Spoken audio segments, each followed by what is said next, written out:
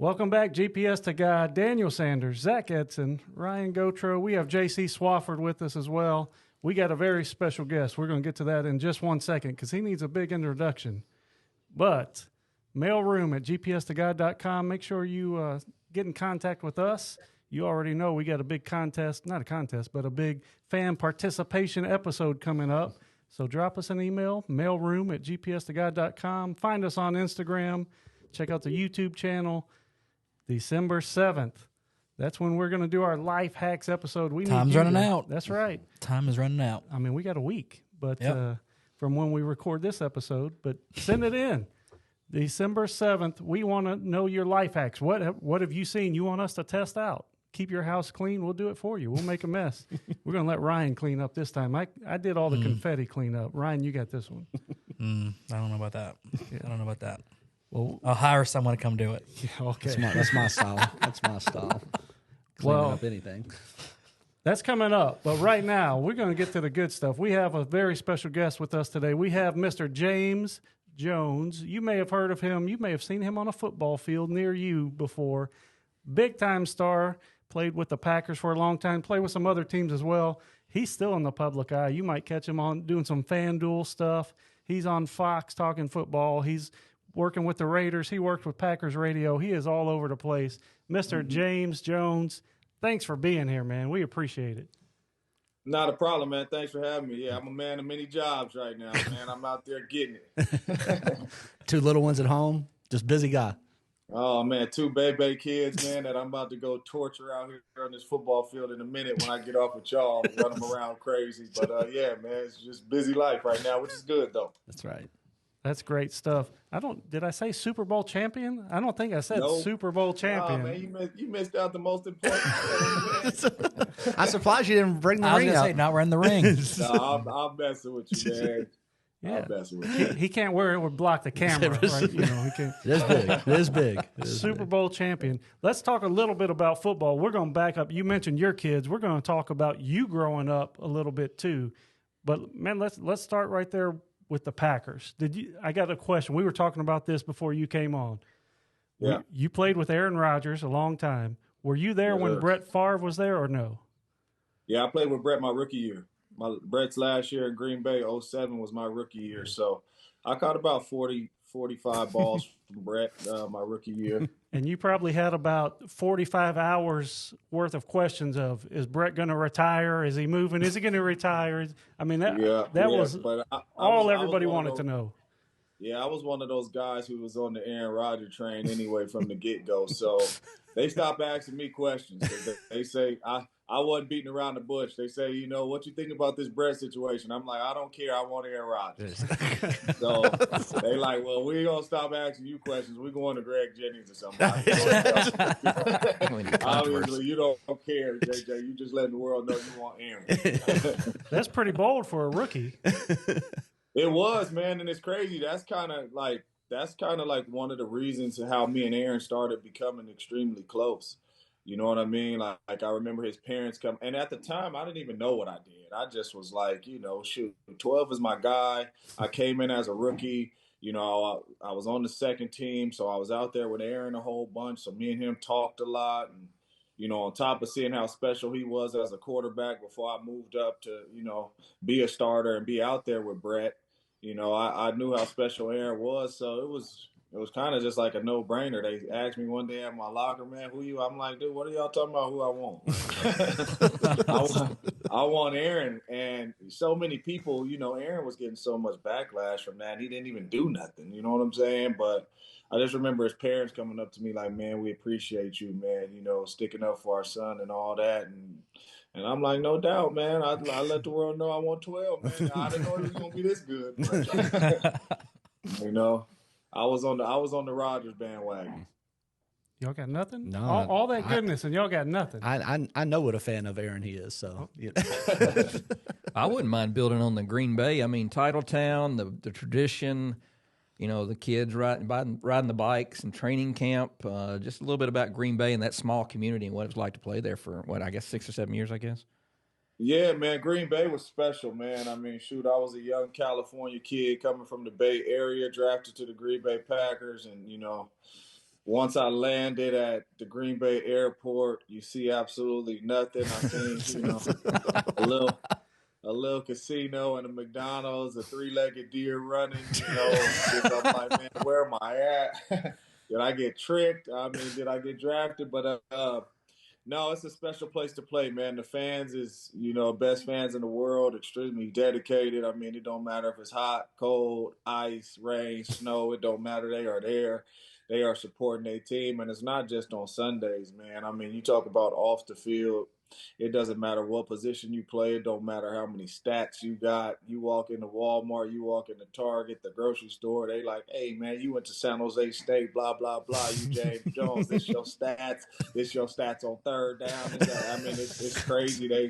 They're a dedicated bunch, man. And, just the tradition to ride the bikes. I mean, it's a special tradition. It's crazy you brought that up because I'm actually attending a wedding of my guy that I rode his bike for 8 years in Green Bay. Wow.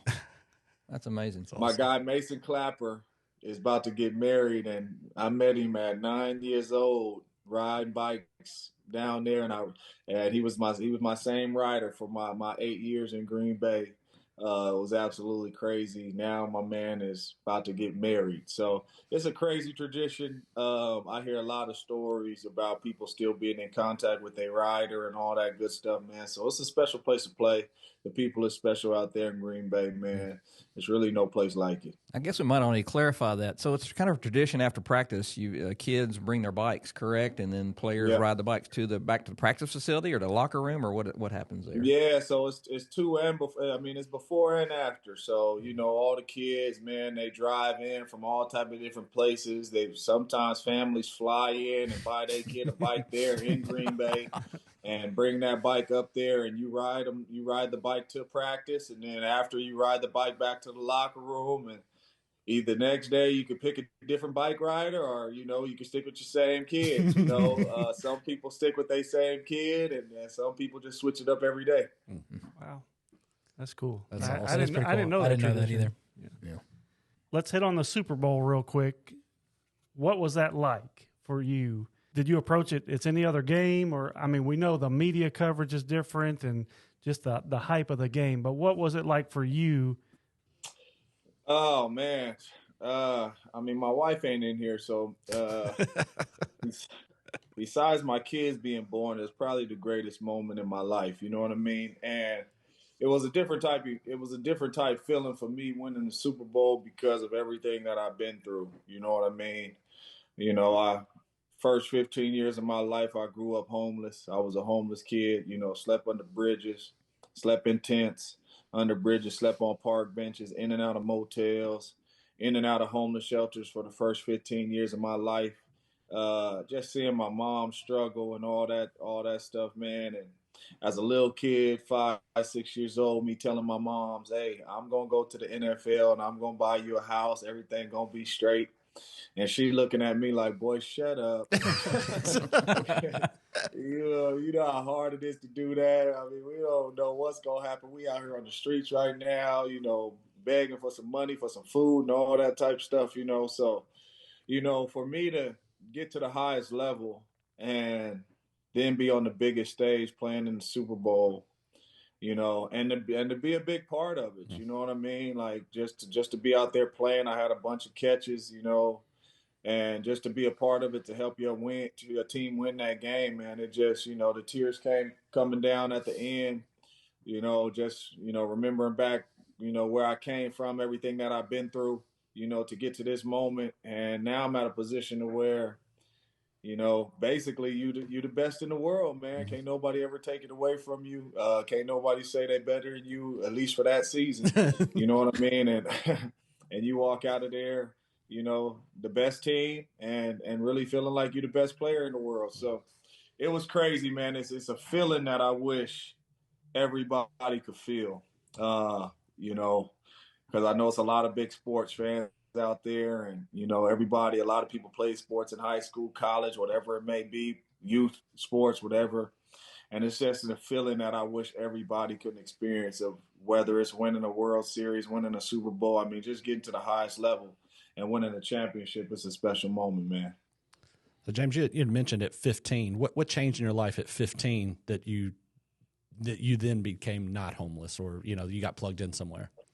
So I was in Sacramento living with my mother at the time, and we were homeless, and it became too much for me. I was a mama's boy, and I'm like, man, I'll never leave moms and all this type stuff, and my mom's was on and off of drugs. My pops was on and off of drugs. So for me, it kind of was, I mean, we ain't have no food, and I had walked into this pizza spot, and I had begged and pleaded to this dude, man, hey, man, me and my family hungry, you give me a pizza. I promise you, man, one of these days, I don't know what day it's going to be. I don't know when it's going to be. I don't know how it's going to be, man, but I come back and pay you back. And I just get a pizza. And my man gave me a pizza, and I took it back, to my mom's and my sister at the time. And, we ate the pizza. And I just looked at my mom and I said, Ma, I can't do it no more. I said, let me go with grandma. And my grandma had lived in San Jose. That's my dad's mom. She had lived in San Jose. And I just told my mom, I said, right now you're trying to lug me around. We ain't got nothing. I said, get yourself together. You know what I'm saying? And I think it'll be easier, if you're not lugging a kid around. You know what I mean? So, I called my grandma. My grandma was like, yep, she sent me a little bus ticket, Greyhound bus ticket. And that's when it all changed for me, man. I was able to go to the same high school for all 4 years, Gunderson High School, living with my grandma. And me and my grandma moved a lot too as well, but we moved. She kept moving just around the block, this way, that way. So I still was able to go to the same school and all that and have the same friends and all that. And, I just got some stability, Obviously I was playing football, doing really well on the football field, doing halfway decent in the classroom, and, got a scholarship to San Jose State, and that's when it all started turning. I was going to ask, too, I thought I saw an article, your Pop Warner coach, Marion Larea. Am I saying that right? There you go, man. See, you doing some research. Well, yeah, so much so, I think the influence you actually gave him in your game jersey from the Super Bowl, too. Did I read that? And what kind of influence was that on you? Yeah, man. It was one day my coach Marion Larea came to the homeless shelter that I was living in at the time, and he was donating the meal. Him and his family was donating the meal, and he seen me outside playing catch, throwing the football up in the air, being a bad kid, acting a fool out there. And, he had stood up and he said, whose son is that out there? And instantly my mom was like, that's my son. Why? What he doing? He acting up. And my coach was like, no, I see him play football. He's a heck of an athlete. I would love for him to play on my tackle football team. And instantly my mom said, he would love to play, but I ain't got $300 for him to play no tackle football.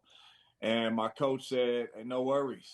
We got him, and he paid for me my whole Pop Warner career to play football.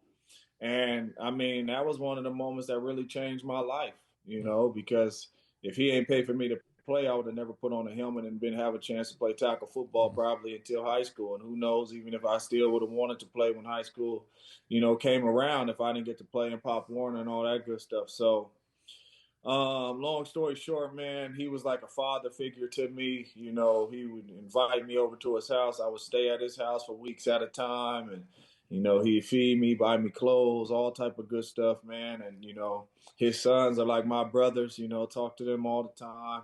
Love those dudes. They fathers and all that now. So, it was just crazy to meet a guy like Coach Marion, man, and just really change my life and be a father figure in my life. So, yes, when I won the Super Bowl, I gave him my Super Bowl jersey, framed it, and gave him my Super Bowl jersey because I let him know, man, without him, it wouldn't have been no James Jones. Wouldn't nobody know no James Jones. Wouldn't nobody, be wearing my jerseys or whatever it may be. I wouldn't be in the position I was in if it wasn't for him. So I gave him my Super Bowl jersey and really just let him know, man, that, hey, you earned this just as much as me. Well, now I see you now investing in your kids and through your foundation. Is that a little bit of motivation for you while you coach? It is now. I mean, to be honest with you, when we first moved out here to Arizona, coaching wasn't on my mind. You know, I always was one of those dads like, yeah, I'll be hands on, but you know, I feel like, you know, your kids need to listen and hear some other voices and all that because, you know, they don't want to listen to you all the time anyway. So when I first moved out here, my oldest son was 6 years old and put him out there flag football. And I seen what these coaches were coaching. and I looked at my wife and I said, get ready. I said, number one, you know, you see the ability in your kid even at a young age, and you see how much he loves the game even as a young age. And I'm like, okay, if this is what he want to do, I'm not gonna let him build bad habits as a little kid. I'm not gonna let him get coached by people that, you know, don't know what they're doing. And it's not even about you playing the game or, you know, none of that. I mean, shoot, some of the greatest coaches in the world played in high school and they ain't played in college and all that. So, but you got to know what you're doing. You got to know what you're teaching. You got to be teaching the right stuff. And the coach that we was with, he had no clue what he was doing. And at that point, I said, I don't know if it's going to get too much better, even if I took him to another team or another organization or whatever, coaching wise. So I said, you know what? I'm a coach. And I started coaching, and it just took off from there. And now, Zach, yes, that's exactly how I feel. I have some kids on my team that are less fortunate, and I see myself in them. And I've been in meetings with the principal at schools like I'm the dad. I've, you know, pick up, take home, you know, pick up, take to school, pick up, go take to get some food, make sure they got some clothes, make sure they got some shoes, you know, and you know, I see a lot of these kids, you know, that I got on my team, man, is, you know, and they not homeless or none of that, but you know, they in the hood, you know, they live in certain situations, and I feel like, you know, somebody helped me. It's my job to be able to help others. And me coaching, I coach both my son's teams now, so you know, me coaching, you know, both their teams, you know, I got a couple kids that, you know, that I treat like Coach Marion Larrea treated me. Yeah. Well, I know that just from our relationship of like what an example you are from, you know, it's neat to see the way that you walked and now the way that you're living it out through others. And so I just want you to let you know, man, it doesn't go unnoticed for sure. Appreciate it, my man. You talked about your parents struggling with drug addictions. Is that something they overcame? My mom has been sober for the last, when did I retire? 16. Yeah. My mom has been sober for the last 25 years.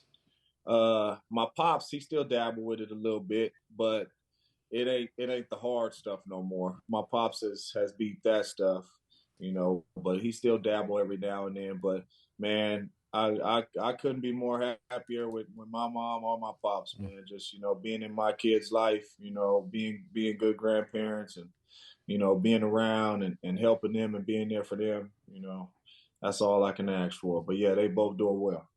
When you went to live with your grandmother, was that kind of a catalyst for them trying to change?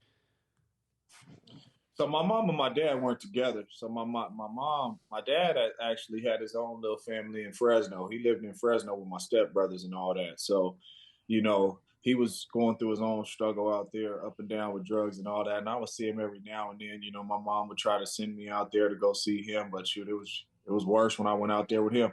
So I'm like, man, I don't want to go out there no more. And then my dad moved back to San Jose maybe about 2 years before I moved with my grandma. So once I moved with my grandma, my dad was over there as well. So I was able to kind of spend some more time with my dad too, even though he was still heavily on the drugs. I was able to spend some more time with him, at least see him more.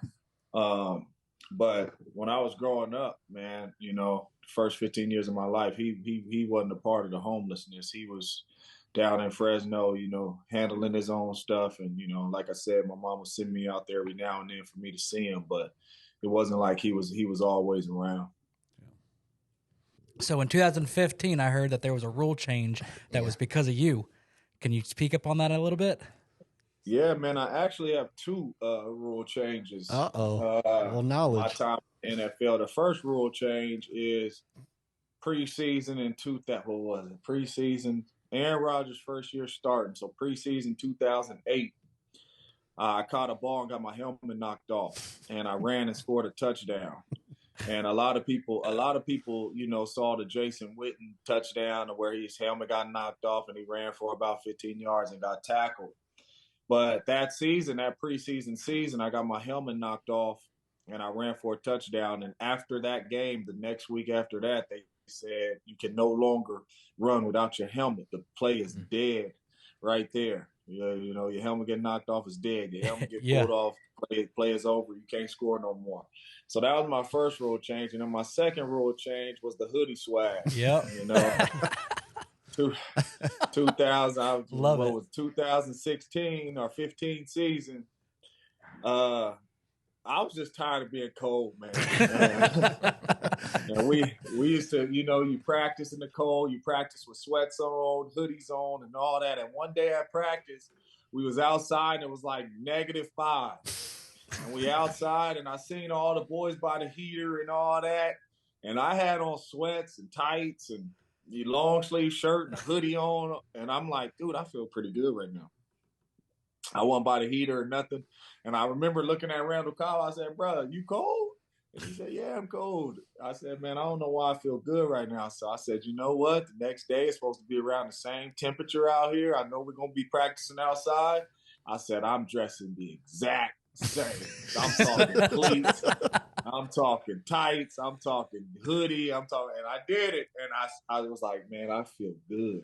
And I looked at Randall again. I said, hey, bro, I'm wearing this hoodie in the game. and he was like, bro, no, you are not. I said, watch me. I said, I am wearing this hoodie in the game. And I put that hoodie on in pregame, and all of them was laughing at me. They were like, dude, you look crazy. I said, I'm warm. I am warm right now, brother. And I'm going to be warm as y'all out there sitting on the heaters. I'm going to be warm. And I wore it in the game. And it's crazy because we talked about social media before the show even started.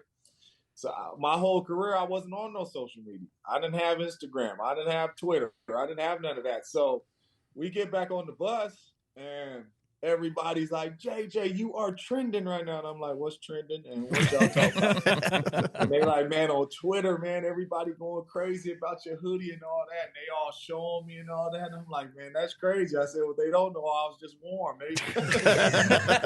So no fashion statement? No fashion statement, none of that. And it's crazy because after that game, we beat Minnesota. I had a really good game, and it became like the good luck charm for our team that season. So I started off with a long sleeve hoodie and ended up cutting the sleeves off. Then I ended up cutting the belly off of it because they wanted me to wear it in indoor games too. Like, you got to put the hoodie up. Hey, you almost sweat to death. But I'm like, man, if y'all think it's a good luck charm, I'll do it. But I'm cutting these sleeves off and all that type of stuff. And after that season, they ended up banning it. They took it out and they said you can no longer wear the hoodie. And I'm like, I don't know why, man. It's people that got long hair and all that. That's part of the uniform. If you pull somebody from the back, you're just going to go down. So hopefully one of these days, man, they're going to let the hoodie back in the game. I love it. The hoodie. Two rules, two NFL rule changes. That's awesome. I want to ask you too. You watch kids today. I've got a young son, an adopted son from Haiti, but he's into football and he thinks right now, hey, I'm Power 5. I'm going to NFL. I'm doing all this and that. And of course, you went to San Jose State and not traditional power, but your senior year, y'all won 9 games, went to the Mexico Bowl, I think it was. Yeah. And I think to them, and the kids today, you would want to say just get to somewhere where you can play, and people will find you if you're good enough. And it's kind of advice you would probably pass along. 100%, right? My kids, one wants to go to Alabama, one wants to go to LSU, and I'm like, well, both y'all sorry right now. Y'all ain't gonna go to junior college right now. So you better step your game up and go out there and catch some extra passes and all that. No, but I talked to a lot of high school kids out here, and I told them, if you would have asked me this question 10 years ago, I would have said, man, you got to go to Alabama. You got to go to LSU. You got to go to Ohio State. You got to go to one of these big times. Because if you don't, you're not going to get drafted high. They probably not going to find you. But nowadays, man, they are going to find you if you are working at the grocery store. That's just how invested these scouts are. That's how invested everybody is in all these organizations. They are trying to find that diamond in the rough. So it really doesn't matter about what school you went to anymore. If they turn the tape on and you showing that you could ball, even if you're at San Jose State, Alabama, Cal Poly, it don't matter where you are. They are going to come find you if you are putting good film out there on that tape. And that's why you see a lot of guys in the National Football League now from a lot of these small schools. Well, there was a guy that played here for the Titans, Chris Johnson. He went to, I think, Coastal Carolina or East Carolina. East Carolina. Yeah. Ran for 2,000 yards in the league one season. So, I mean, yeah. I mean, I just tell people, especially my youngest son, you know, he's all about receiver and, you know, he think he this and he think he that. And I tell him, I say, look across the NFL right now and look at the best receivers in the National Football League. And you can really go through any position besides probably O-line and D-line, because that's the only thing that separates Alabama from San Jose State is the O-line and D-line, right? When we play Alabama, there's no way we're blocking 5-star and bona fide first-round draft picks, and vice versa on the offense. There's no way our pass rushers are getting through bona fide first-round draft picks. But if we played them in a 7-on-7 tournament, we'll kill them. You know, that's why, like, if you really look across the board, let's just start with receivers. You look at the best receivers in the National Football League, you know, you got Devontae Adams, Fresno State. I knew you were going to go there, right? Number one. You got Tyreek Hill. You know what I mean? I don't even know where Tyreek Hill went. Some type of junior college, then to some type of D4 school and all that. You know, next thing you know, I mean, he the best receiver in football. Keenan Allen from the Chargers, like the 3rd round pick. Like these dudes that are ballers, man. A lot of these dudes, man, is Stephon Diggs, 4th round draft pick, Maryland. Like a lot of these dudes that's big timers, you know. What about Cooper Cup? In Cooper Cup out of small schools. Yeah, and Cooper Cup out of Eastern Washington. Cooper Cup down there. Yeah, Cooper Cup went to down there junior college. So, you know, but you know, so it really just about you balling. It doesn't have anything to do with where you go anymore. If you good, they're gonna find you. Flag football kind of seems like it's a little bit bigger now.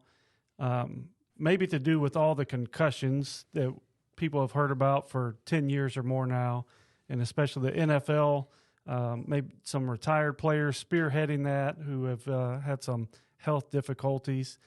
You have children that play football. Yeah. You played at the highest level. Is that a concern of yours for young kids playing football at an early age? No, it's not a concern for me. I mean, they are making this game so safe. I mean, they got these helmets weigh 32 pounds because they got so much stuff up in them, man, protecting these kids from getting concussions. I would be lying if I say I wasn't worried in the beginning.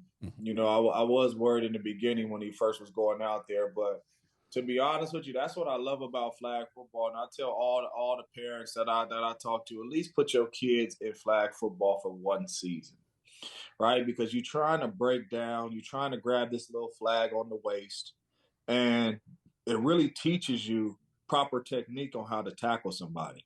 You can't just run up in there and duck your head down and pull the flag. You're not going to pull the flag. If you don't see the flag, you're not going to pull the flag. That's the hardest part of the game. So these little kids at a young age, 6, 7, 8, 9 years old, they got to learn how to break down, slide their feet, move, head out of the way, and all this type of stuff. So it really teaches them the proper technique, you know, how to tackle. And I love flag. And that's the same with tackling now. I mean, I coach my oldest son's team. I mean, we not out there doing – I mean, and obviously, you know, you can't get some stupid coaches. But I was going to ask that. But we're not out – we're not out there, you know, tackling, you know, for hours and hours and hours. You know what I mean? We teach them the proper technique. We may do 1 or 2 tackling drills here and there, but we teach them the proper technique on how to tackle. And when they get in the game, man, they know how to tackle. They know how to get their head out of the way and all that good stuff. And I'm not saying, you know, the freakish accidents can't happen, but, you know, we try to focus on that and get that out of the way. Well, when you said you were coaching your kids now, is that a reason? Is that a reason you're coaching, from fundamentals to things that you saw other coaches not doing? Was that a big influence in why you're doing what you're doing? Oh, absolutely. I mean, shoot, like I said, when you're a young kid, man, that's where you develop all the good habits or the bad habits. And then when you get to college or when you get to high school and you got a solid coach, he trying to break all those bad habits, or, you know what I mean? If you get a coach and you got good habits, he, bonus for that coach. And, he able to teach you some different stuff because you're more advanced than all the other kids. So, that was one of the main reasons why I got into it. And I wasn't really necessarily worried about flag, but I knew eventually they would get in the tackle, and you do not want a bad tackle football coaches. I'm sure we've all seen clips on Twitter, Instagram, whatever they may be posting of these tackle football coaches throwing tires at kids, got the biggest kid on the team running over the youngest kid on the team, just crazy, stupid stuff. You know what I mean? So, when you're putting your kid into some tackle football and stuff like this, go to the practices as a parent, see what they're teaching,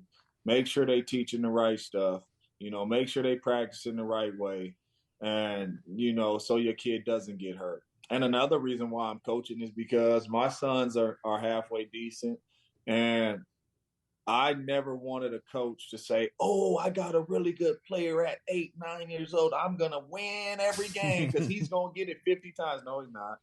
Now, my son, you know what I mean? That's way too many hits, way too, So, like, my kids know. One of them play running back. My oldest plays running back in corner. My youngest plays receiver in corner. And they know. My oldest knows you might get the ball 5 times. Maybe. So in a game, so you better do your best with the 5 hits, and if the game is on the line, you might get it 6. But the time, like, and the parents know. I don't care nothing about how many touchdowns they score and all that right now. That's not what it's about.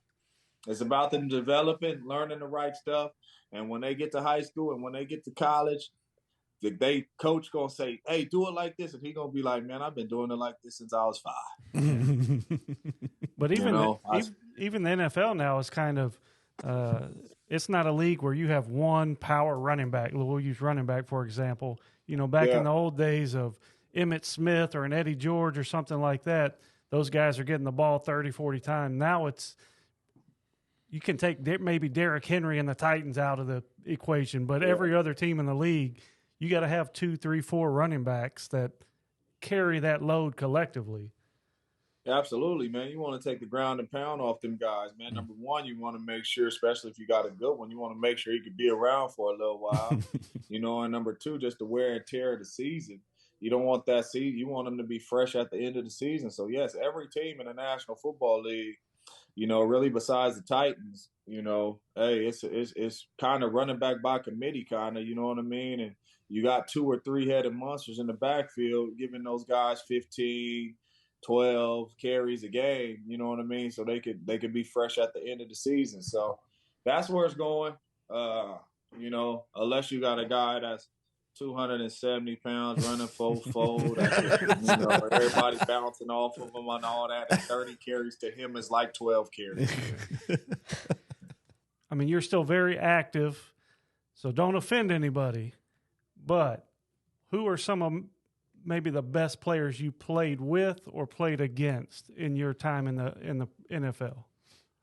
The best players that I played with, I'll start off with that. The best players that I played with, obviously Brett Favre and Aaron Rodgers is on a whole different level. And if you're going to ask me the question, who's better, it's not even close. Aaron Rodgers is 10 times better than Brett Favre. Nick Collins, man, safety that hurt his neck and was on his way to a Hall of Fame career in Green Bay. Probably one of the best safeties that I've ever seen play the game of football. Just sideline to sideline, could tackle, super smart, just special football player. Green Bay Packer Hall of Famer. Another guy is Charles Woodson. I mean, Charles Woodson is probably the baddest man that I've ever played with and played against, because I had a chance to play against him when I was with the Packers and he was at the Raiders, and I had a chance to play with him both places, at the Raiders and at the Packers. And you just talk about a dude that on top, everybody knows ability.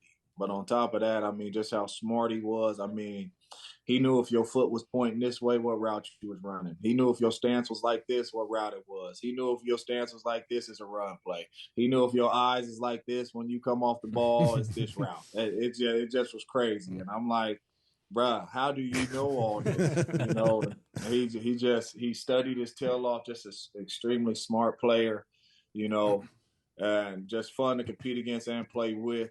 And then last one, and I mean it's a bunch of them, but my last one is Clay Matthews. You know, I seen this dude play in his prime, and he was clearly unblockable. I mean, they couldn't triple team him, double team him, nothing. I mean, he was special. Played against the number one guy I played against that I never wanted to play against, Darrelle Revis. Darrelle Revis was, I mean, people don't even know how strong he was, man. But you just talk about a dude who remind me of Charles Woodson, man. Just patient, smart, know everything that's coming, extremely talented, extremely strong. You know, very rare you're going to win on him with any type of separation. You know, it was always a battle every time I went up with him, you know, special football player.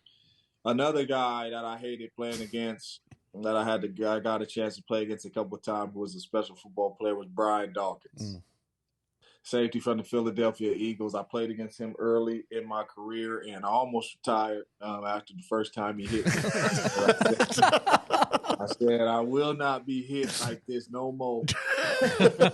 You know, the rest of my time playing, I mean, he hit me so hard, my whole body went numb. And he didn't hit me in the head. He hit me in the back, and my whole body went numb. And I said, what in the world is that? I thought it was a diesel truck coming down there. Brian Dawkins, you know, he was a special football player. And my last one, I mean, and there's a bunch of them, was Ray Lewis. You know, getting a chance to play with Ray Lewis and, you know, see the battles that him and Aaron was having at the line of scrimmage.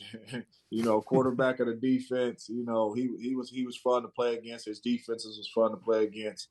I love competing against the Ravens when Ray Lewis was out there. That's a dude I do not want to see coming at me. Yeah. That's for sure. No. I got a question, something similar. I know something special for you, first game, obviously, and then winning a Super Bowl, but is there another moment in the NFL that you just cherish the most? It gotta be getting drafted. Okay. You know, getting drafted was probably, you know, I don't know what I cried more on getting drafted or winning the Super Bowl, because not your wedding day. Getting drafted was one of those moments to where, dang, all the work that I have put in, all the sacrifices that I've sacrificed, me being 5 years old, telling my mom I'm going to the National Football League, telling my family I'm going to the NFL, and people looking at me crazy. You know, me walking away from my friends saying, nope, I ain't going with y'all over there. I'm going over here, because it's only one place I'm going if I go over there with y'all, and that's probably to the jailhouse or something. So I'm going over here, and just reminiscing and thinking back to all that. And then my phone ringing, and the Green Bay Packers saying, we're going to take you with this next pick, was probably the greatest feeling ever, because it was truly just hard work pays off. You know what I mean? And I'm sure you guys know, I mean, when you work extremely hard for something and you sacrifice for something and you don't know if it's going to happen, you know what I mean? You believe it's going to happen, but you don't know if it's going to happen, but you keep grinding, you keep working anyway. And finally it comes true. Like, I did it, you know what I'm saying? And it was one of those to where, like, man, you thought about being under park bridges. You thought about being in tents. You thought about being in motels and homeless shelters. And like, man, I told my mom. And you got that call. It was a special feeling. I had the same talk with my son just last week. That same thing right there. Yep. So let's kind of fast forward, get drafted in. The end of your career, did you know you were done? And then how did you prepare to transition out of football? Man, so I always told my wife that I will never cheat the game. I don't care about no money. I don't care about nothing. I will not cheat the game, right? So when I signed with the Chargers after my last year with the Packers, I signed with the Chargers. I went out to practice and I had dropped like 3-4 passes. And I was smiling, having a good time, like, shoot, I don't care, and early in my career, if I dropped a pass, I wouldn't sleep till the next day because I got to hurry up and get out on this practice field and I got to erase this drop. I just cared and loved the game that much. And when I got to the Chargers, I just didn't have that hunger anymore. And my wife was like, sleep on it, pray about it, and see how you feel in a week. And in a week, I felt the same. And I said, you know what? I went up to the Chargers GM and I said, hey, I love you. Appreciate the opportunity, but I'm done. I just knew it was my time. And it's crazy because that same season, like a couple weeks after I retired in preseason, I went to the Packers' first home game against the Seahawks. And I thought, like, man, ain't I'm going to want to play. And I walked in that building, and I seen Jordy getting dressed and Randall getting dressed, and I looked at him, and I said, good luck. I said, y'all boys stay healthy. Good luck. But I did not get no itch to play. I didn't get none of that. And that's how I knew I made the right decision. Well, James, we appreciate you coming on. We know you got football practice and all kinds of stuff to do. Yeah, y'all see I'm scrounging about to try to get out this door. Man. But hey, anytime y'all need me to come on again, just let me know. Hey, well, we appreciate this time. Have a good practice, and thanks again, buddy. Thanks, James. Sounds good. Yep, appreciate it. Thank you. All right, brother. So good of James to come on, man. Some awesome stories and some good insight of perseverance and absolute starting at the bottom. He was absolutely at the bottom. But, sticking with it, hard work pays off. I was telling Carter that just the other day. That was a crazy reference there. But brought back some memories. It's interesting to hear, somebody telling their mom, hey, I'm going to take care of you later in life, and then it coming to fruition. His story is amazing. Amazing. Absolutely. So he didn't get to touch on any of it, but like he met Tamika at college at San Jose State, and they've been married the whole time, and just their family unit, and Miss Janet lives with them in Arizona, and so it's amazing to see how close his family is and where his heart's at because of his childhood, and so I think they got married just before or just after his rookie year. Yep. Yep. So, but James, thanks so much, buddy. That was cool. We hope you all enjoyed that. We have a Bible verse to kind of tie into that. James had to go kind of quick. We were holding him up a little bit, but Bible verse. We're in John chapter 14. We're going to start in verse 2. In my Father's house are many rooms. If it were not so, would I have told you that I go to prepare a place for you?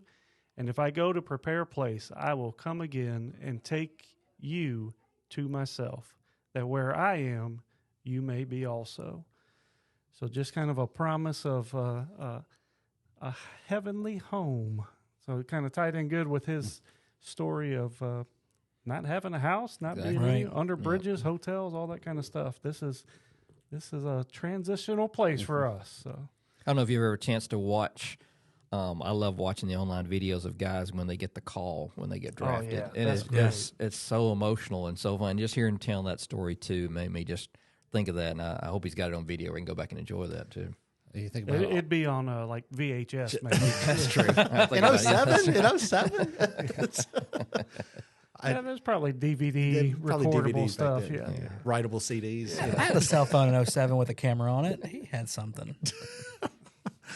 He's a good one for sure. I just think about like just his path, and now his passion to give back to those kids, like as he and such a unique perspective that he can give back and to kind of show.